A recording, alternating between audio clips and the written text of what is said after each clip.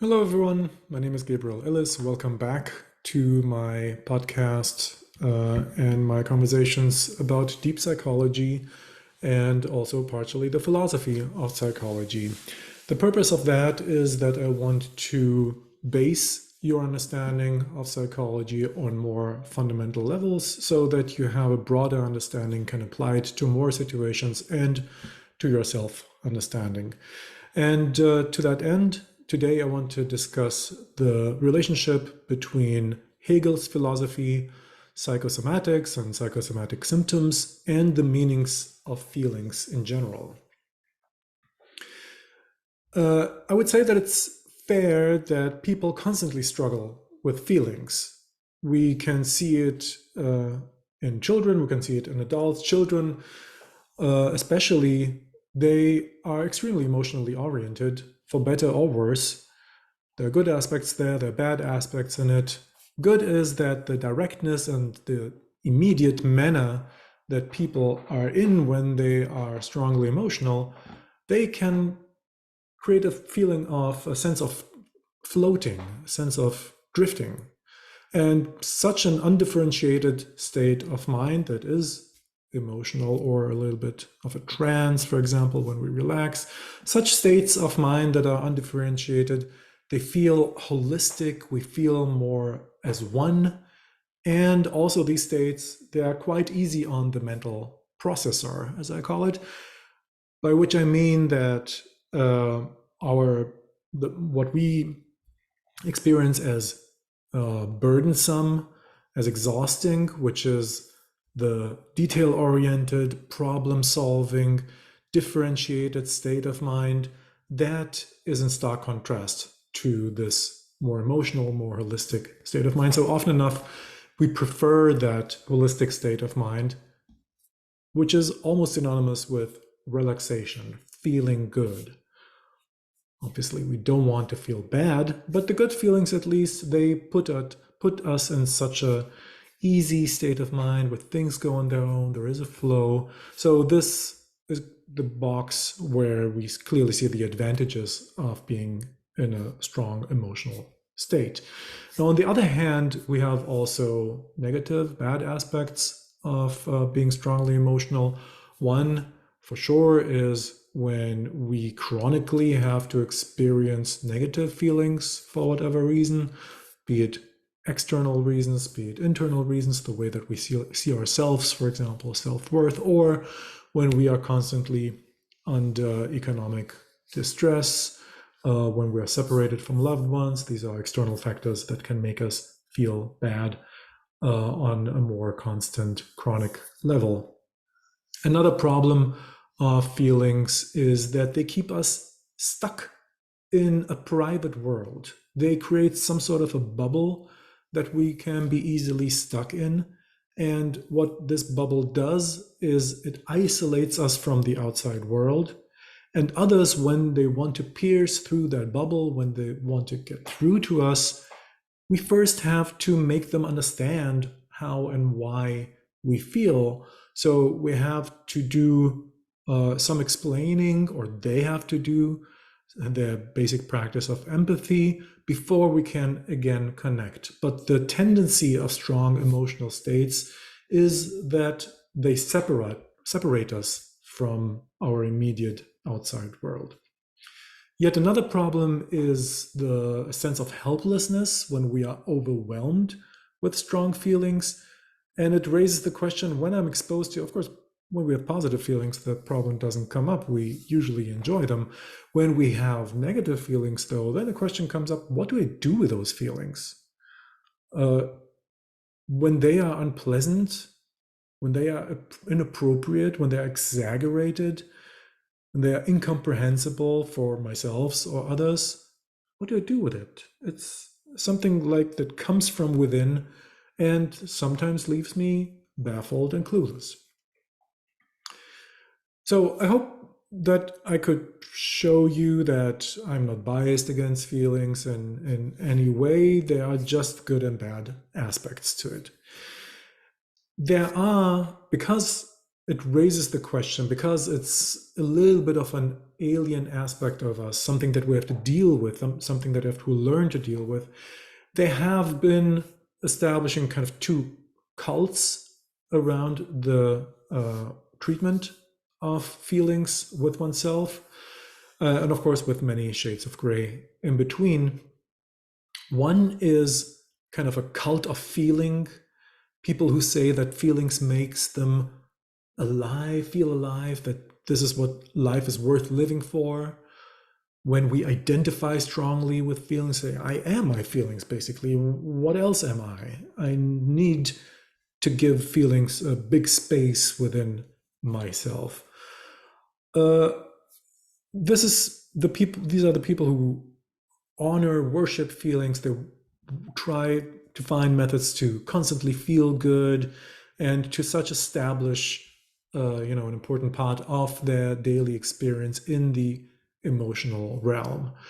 This kind of approach, we see that often in psychology, where it's about self-acceptance, where it's about self-love. Also in the self-help movement, truly we find this. We have it firmly established in some branches of esoteric teachings, when it's about energies, or so in a strong form in modern tantric teachings, where it's all about experiencing, feeling, identifying with those emotions, and to give them a large space within us.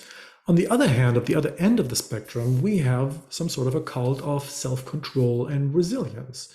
And from that perspective, feelings are kind of pointless, or at least it's pointless to lose myself in feelings. It's much more important to keep in mind the larger picture, my life goals, my self-development, to know my values and to put them into practice. And from that perspective, feelings go back to the background, to the sidelines. They're not that important, and they're much more seen as a challenge of self-control. Ultimately, I think that this is an existential question that has driven humanity since, as far as we can go back in literature, so since we have history. So this issue has been unresolved. I don't think that there will be an ultimate solution to how to best approach emotions, and every generation goes through basically the same questions and trying to find answers and new approaches that seem more fitting. And so we live through such a phase today as well. Now, because it seems to be so random sometimes how the zeitgeist, how the public discourse treats feelings, how we grow up with the understanding of what to do with feelings, this seems to be quite random. And this is why I want to introduce the Hegelian perspective. Hegel was a German philosopher who did his most important work at the beginning of the 19th century.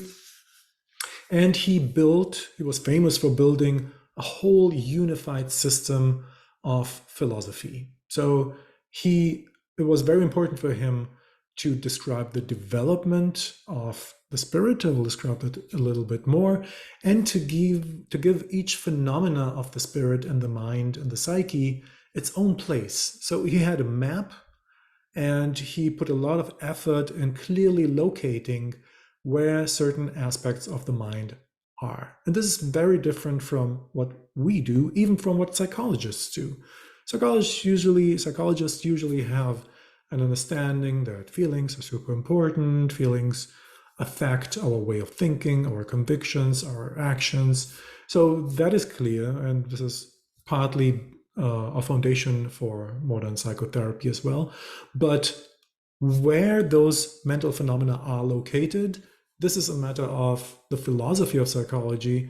And unfortunately, this kind of approach, this understanding, and these questions have largely disappeared from the normal psychological and therapeutic framework. Hence, I bring in Hegel, his understanding of the mind, and his contributions that I think are still very much unrecognized, and they are very fruitful for psychology in general and psychotherapy especially. So what are the basics of Hegelian thought? Always with a problem of oversimplifying such a complex system that he developed. For Hegel, everything starts and ends with the spirit. So spirit is the one source out of which everything is there, basically. Spirit is for him not something mental, but the spirit, the cosmic spirit, the world spirit underlies even the development of matter, so of physics. So for him, it's the one source out of which all phenomena that we can encounter come from. The goal of the spirit is this spirit as such, which is there, it underlies everything, but it is not self-conscious. Hegel understands it so that the tendency of the spirit is to develop self-understanding. And one part of self-understanding of the spirit is that it manifests as life, it manifests as the unconscious, consciousness, spirituality, societies. These are tools of the spirit to understand, recognize itself. Another fundamental aspect of the ever-growing manifestation of the spirit is with every step, it becomes more and more free. So freedom is one criterion for the development, for the self-revelation, for the self-understanding of the spirit until it arrives at full, complete, absolute freedom when it has achieved full self-understanding, full self-knowledge. So when we look at this proposed understanding of the spirit, it starts with the manifestation of the spirit as matter. The next step in the development is that matter, that the spirit manifests in matter as life, as organisms. Within life, the next step is what he calls a soul, which I would equate roughly with the unconscious mind, out of which consciousness develops, and out of consciousness, higher aspects of the mind, willpower, higher understanding, and so forth. Today, I will focus on the lower steps, on the first steps of the development of consciousness, and I will get into the higher development of the spirit according to Hegel in later videos. What is interesting for Hegel when he describes the development of the spirit versus manifestation in matter, then in the manifestation as the soul, he says that, and this is laid out in his logic, in his writings in much, much more detail, and it makes a lot of sense going through it, that at some point in the first steps of the emergence of consciousness, as he calls it, the soul wins. On the path to consciousness, the soul wins against the physicality, and what follows is the reduction of this physicality to a sign. This is how he calls it, the reduction of physicality to its sign. What that means is that we, as conscious beings, we don't perceive the body directly. We don't have access to the physiological processes as such. We have a representation of an extremely small selection of physiological processes in the mind. For example, when we touch ourselves, we can process that. This is a representation. When we have issues in the body, we can access them in the form of pain and some more specific perceptions. When I breathe, I can focus on that experience. When I move my limbs, there is a subtle experience there. What I don't experience is the vast majority of physiological processes. I don't have access to the division of cells. I don't have access to how nutriments are transformed into energy, how nutrition, vitamins, minerals are extracted from food, for example. I have zero understanding of that. These are things that humanity had to study and learn with a lot of labor. It's very labor-intensive research that went into that for thousands of years, from the primitive beginnings of medicine and anatomy to the modern tomography methods and so on. So this is something that we don't have a direct access to when we look at the body. What that means is, and going back to Hegel's understanding, the soul, the unconscious, has won against the physicality. And from that point on, the body is represented in the mind. My feelings, my sensations, my movement, my understanding of the movement of the limbs, they are encoded in the language, if you will, the language of the mind, not the language of the body. We are more mind than we are body. For us, looking at the body, identifying with the body is a secondary act. Feelings are in this progression of the mind. Once the soul has won against its own physicality, and hence forth the representation of the body is in the mind, the first aspects of consciousness, the first aspects of mind that spring from that develop from that, are feelings and sensations. And what are those feelings and sensations of? What do we feel? We feel the representation of the physicality. This is the material. This is what we start from. The representation of physicality as a feeling is the first emanation in the conscious mind. The second, close second, is a sensual, the feelings based on sensual experiences from our senses, touch, taste, sight, and so on. And the young consciousness, like I said before that it was in the unconscious, it was implicit. The young consciousness throws out those experiences so that it can perceive them. And this is important in the Hegelian philosophy because this is what the development of the spirit is all about, to gain more and more understanding, explicit self-knowledge, in contrast to the more implicit, unaware, unconscious state of the previous stages. Now, the problem is that nature and the body are most exclusively at the mercy of circumstances and chance. To give some everyday examples, the weather affects us, digestion affects us, what people tell us affects us, how we are treated affects us,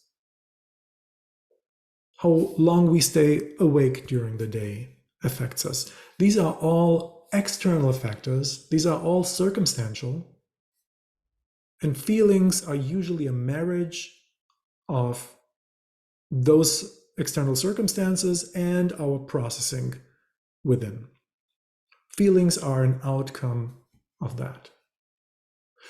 So when we keep in mind that one fundamental aspect or goal or purpose of the spirit, according to Hegel, is not just complete self-awareness, but also complete freedom, it means that the freedom from circumstances, the freedom from outside factors, from chance, are also basic, fundamental aspects of the development of the spirit. Now, feelings and sensations as basic emanations, as the first emanations of the conscious mind, they are so close to the reliance and the dependence on circumstance that the emerging spirit has a big tendency to transcend this dependence on circumstances. It wants to be free from them. To put it in very simple, everyday terms, I hate it when my mood, when my feelings depend on the weather. I want to feel good regardless of the weather. I want to be able to feel myself in a pleasant way, to experience my life regardless of what people tell me, regardless of how I was raised, regardless of what my economic situation is. This is something that we all experience. We all have a huge drive to be independent from outside circumstances, but also from my own inner circumstances. This, for Hegel, is an expression of the spirit in my conscious psyche, on a relatively low, by the way, stage of the psyche. So what is necessary is to take those, again, according to Hegel, but I largely follow that myself and also apply this to my therapeutic practice. What is necessary is to take those early emanations of the mind in the form of feelings and sensations and to purify them in order to support the development of the spirit within our minds. To purify them, to liberate them from circumstances. And this is only able if we transfer, if we elevate feelings to higher levels of the mind. So, okay, in brief, for Hegel, liberation through purification of feelings and purification of sensations is one purpose of man, is one purpose of the mind. The mind becomes fully spirit when it has freed itself from circumstances and chance. Good. And here we can step aside from Hegel a little bit and ask ourselves, so how do we do that? The classic approach, again, in line with Hegel, but more freely applied or more freely interpreted, we separate, when we look at our feelings, we separate what in those feelings is I and what in those feelings are circumstance and coincidental, random. The psychological process of what that means is I take my feeling and the I in that I interpret and understand as an expression of my needs. And my needs are twofold. They are general and they are specific or individual. These are the needs of my unconscious. This is important to understand. For me, in order to elevate feelings and sensations, I have to understand which part of the expression of these feelings is based on a satisfied or unsatisfied unconscious need that I have. Why do I say unconscious need, or why do I say the need of the unconscious? Is because I have not chosen them. Whether I like it or not, in the beginning, the need is something that is given to me, that I am inherited, that I'm born with, that has been developing without my consent. It's something that is a given.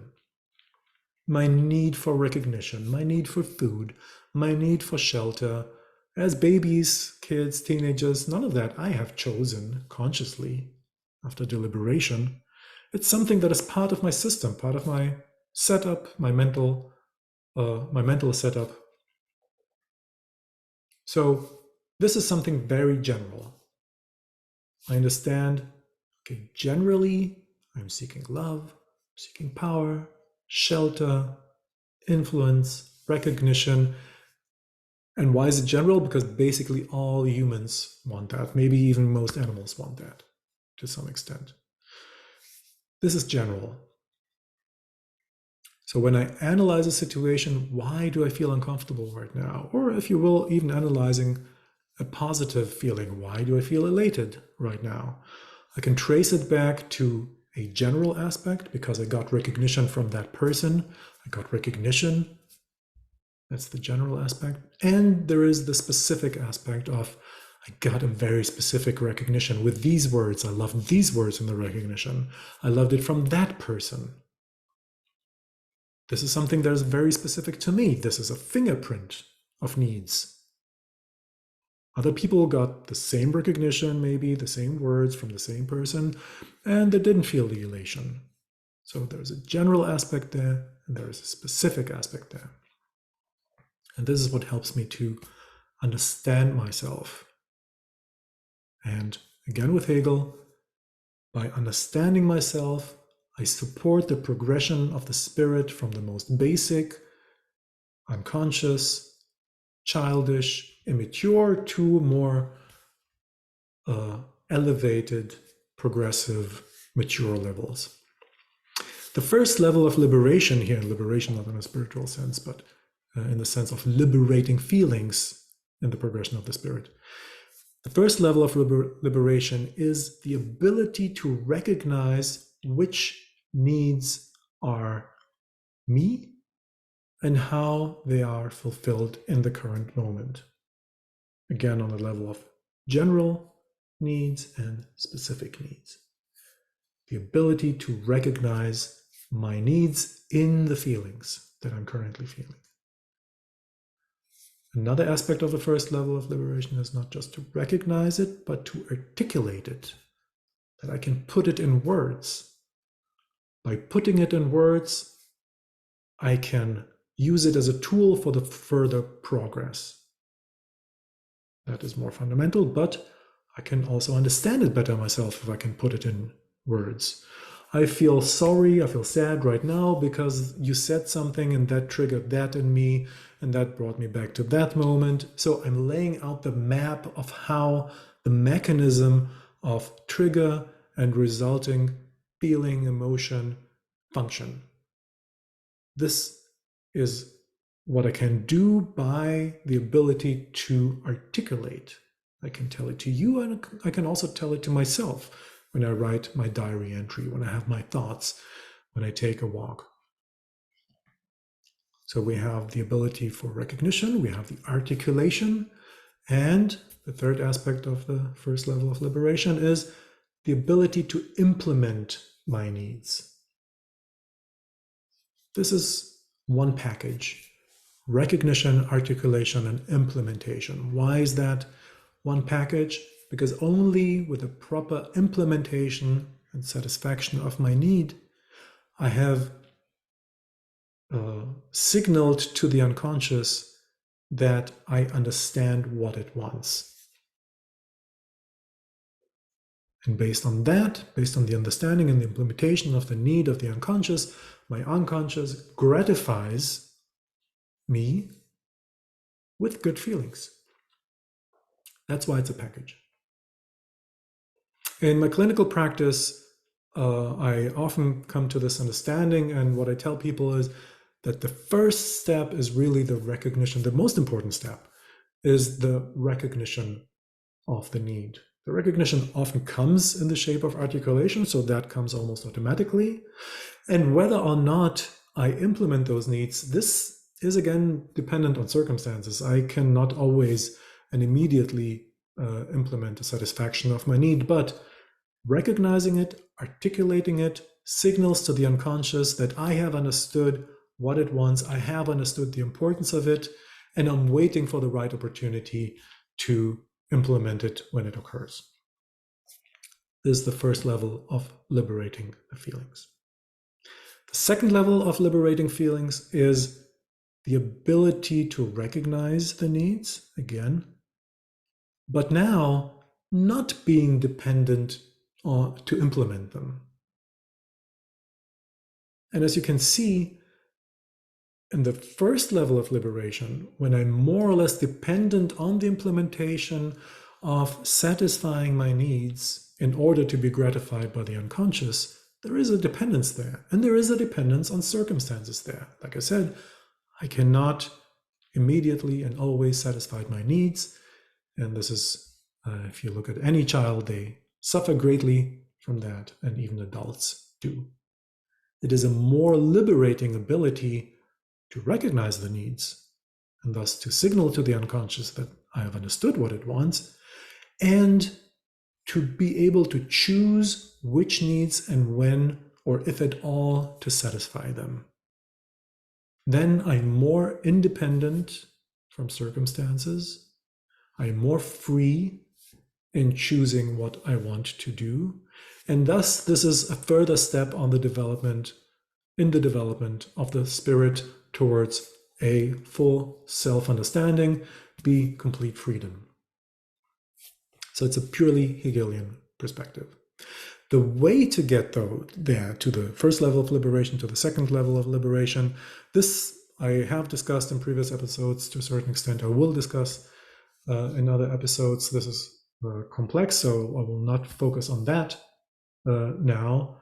What I can say and what belongs to the discussion today is that this progression of understanding and applying and the freedom from the application of that, we have actually a good naive understanding. We have a naive sense of the goal of liberation from feelings, of feelings. Why do I say naive? Because many people, and if you think back to the two cults regarding feelings that I described in the beginning, the second cult of self-control, many of those people, they don't want to be slaves to their subconscious and to their needs. Naive, why? Because they don't know how to do it. I'm in a relationship. I'm dissatisfied. Why? Because I'm stuck in a relationship that is not really satisfying. I want out. Can I implement it? No. Do I want to wake up every day to have every interaction with a full experience of the dissatisfaction of being trapped in a relationship? No. Does it make sense to continue the relationship for practical purposes, economic purposes, because of children, real estate, property, and so on? My life concept of being in a relationship? Yeah, absolutely it does. So what I do, I shove the emotions aside, I suppress them. No matter what I do, I don't like to have the reminder that I'm stuck in an unpleasant relationship. So this is what people do. They don't need to visit a psychology or a philosophy course for that. They have in mind the liberation from the slavery of being exposed to emotions all the time, and they do it with distraction, suppression, and so forth. We want to be independent from emotions and to pursue our goals, not the goal of the unconscious. I don't want to be slave to that. I want to filter emotions, dampen them, weaken them.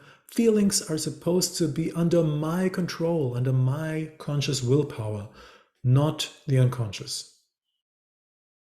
The problem is that people who naively apply that sense of freedom, that they have not done the necessary homework of self-knowledge. Again, what is necessary is the first level of liberation before I go to the second.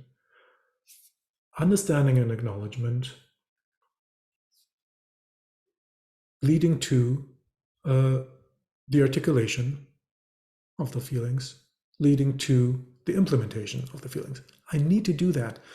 In psychological terms, I need to build a good rapport, a good collaboration with my unconscious to grant its support.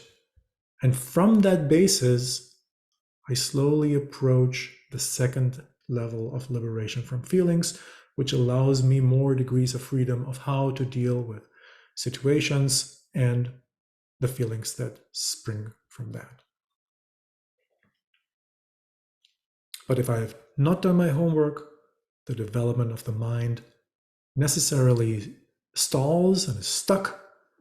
And stuck means that the unconscious continuously demands and we don't listen.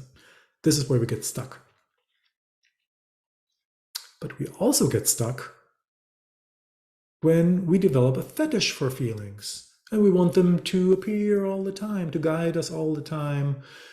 With that, we fall into the trap of developing dependence and a supremacy of the unconscious over us. And then we are highly dependent.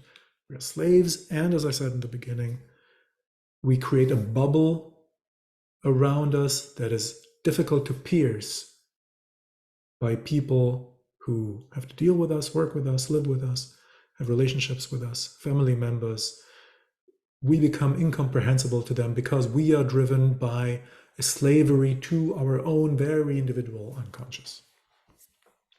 So in both cases, either suppressing feelings or engrossing and being stuck and lost in them, in both cases, we remain stuck at an early childish level of psychological and spiritual development.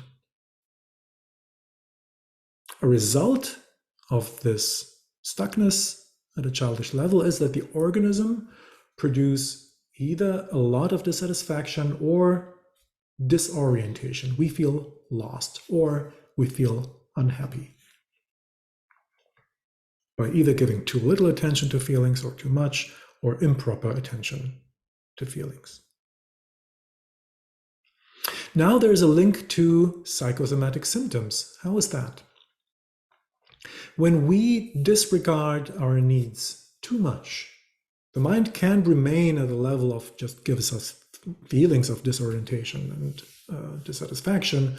But when we grossly kind of misinterpret or disregard the needs, what can happen is that what I mentioned at the beginning, the victory of the soul over the body, that this gets partially reversed. We can see it as the victory of mind over body, so that the body is represented as a sign, as consciousness, as feelings in the mind. When we don't satisfy the needs, when we don't recognize them, we continuously and chronically weaken the mental faculty. And when it is weakened, the body wins again. And when the body wins, instead of the body appearing in the mind appears in the body. The mental stuff is then represented in the body. It degenerates into signs of the body. And this is what we call psychosomatic symptoms. Chronically unmet needs in the form of stress, dissatisfaction, frustration, or grief. These are kind of the feeling aspects, the sensation aspects that we have. They manifest themselves as, for example, lack of sleep, muscle tension, irritation, heart rate issues, blood pressure issues, digestive disorders. These are results of chronically unmet needs that develop into feelings that we disregard. We disregard all the signs because we want to push our conscious agenda. We don't want to be slaves immaturely to the unconscious. And then this manifests as a loss of the mind against the body, and it manifests in the body. So, wrapping up this Hegelian perspective, we humans have the task of helping the spirit to liberate itself. And this we do first by understanding our feelings as expressions of general and individual needs. Second, by satisfying those needs and thereby validate our sense of individuality, our sense of freedom. And third, to further purify the feelings and needs and to become free from circumstances and random chance. The result of that is that we gain self-understanding. If I have this, like I said, if I'm able to articulate my inner world, my mechanics of triggers and feelings, if I'm able to articulate that, I have gained a lot of self-understanding. But not only self-understanding, I've learned something about humanity. I have learned something about the fellow man. I look at them and understand basically what the mechanics are. I just have to figure out, the specific connections, but I've gained an understanding of myself, and I have gained understanding of how the human mind works in general. And then I can continue that, and if I want to, if I take this task, if I can continue this development of understanding and liberation, either in community thinking and social thinking, or on a more spiritual level, or in both. And disregarding this mandate to develop the mind results in unhappiness, disorientation, or in worst case, as I mentioned, in the psychosomatic symptoms and illnesses. I hope that this was interesting to you, that this further elaboration of the philosophy and the philosophy of psychology of Hegel illuminates a little bit more your understanding that you have of your own mind, or motivates you to look at your mind in this more deep level.